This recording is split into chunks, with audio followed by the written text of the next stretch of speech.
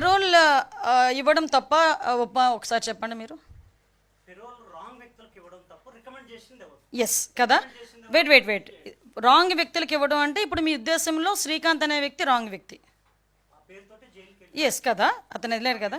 మరి last government ఎందుకు మాట్లాడితే పడతారని అంటారు కదా, ఇది is it correct or not? 27/1/24లో ఆయన 30 days పెరోల్ పెడితే ఆ పెరోల్కి ఇదే ఆఫీసర్స్ అతను చాలా వెరీ గుడ్ పర్సన్ అని చెప్పి ఇదే ఆఫీసర్స్ పెరోల్ శాంక్షన్ చేసి మళ్ళీ ఇంకొక 15 రోజులు ఎక్స్టెన్షన్ చేసుకున్నారు. మేము ఈరోజు ఆ పని చేయలే. ఎస్ వెయిట్ నన్ను కంప్లీట్ చేయనియండి. ఇందా మీరు కంప్లీట్ చేయమని అడిగారు కదా, లెట్ ఇట్ బి కంప్లీట్.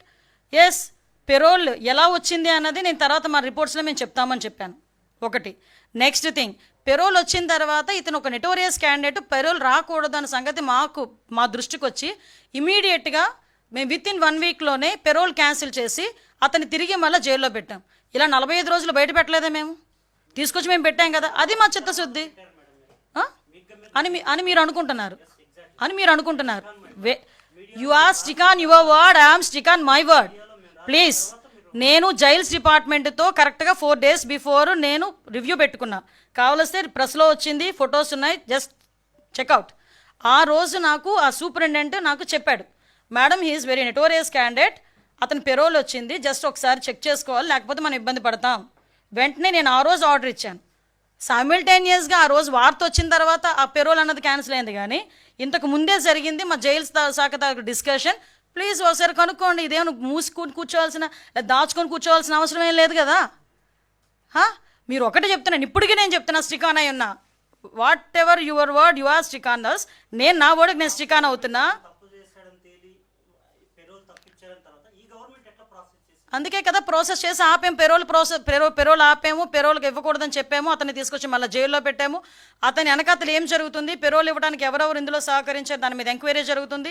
ఎవరైతే దట్ లేడీ ఆవిడ బ్యాక్గ్రౌండ్ ఏంటంటే అట్లా ఎంక్వైరీ జరుగుతుంది.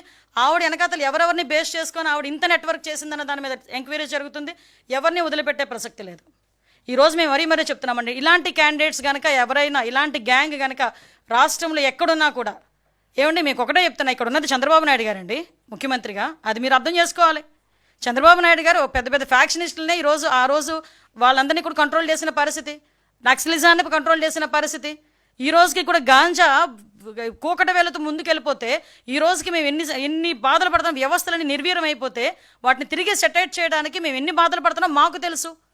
ఒక పక్క నుంచి సోషల్ మీడియాలో ఇలాంటి వాళ్ళు చేస్తున్న దుష్ప్రచారాన్ని తిప్పికొట్టడం ఒకవైపు, ఒక పక్క నుంచి యాంటీ సోషల్ ఎలిమెంట్స్ని కట్టడి చేయడం ఒకవైపు, ఒక పక్క నుంచి లా అండ్ ఆర్డర్ని సెటైట్ చేయడం ఒకవైపు, ఒక పక్క నుంచి డెవలప్మెంట్ ఒకవైపు, ఒక పక్క నుంచి వెల్ఫేర్, ఇవన్నీ మేము కీ రోల్స్ అన్నీ మేము ప్లే చేస్తున్నాం.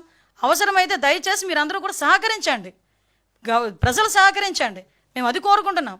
ఈరోజు ఒక ఎన్డీఏ కూటమి ప్రభుత్వం ఎవరిని కూడా, ముఖ్యంగా తప్పు చేసిన వాడిని వెనకేసుకొచ్చే ప్రసక్తి లేదు. అది అలా చెయ్యరు ఎన్డీఏ కూటమి. అలా చేసే పరిస్థితి, ఏ పరిస్థితులు ఎవరున్నా కూడా వాళ్ళ మీద చర్యలు తీసుకుంటాం.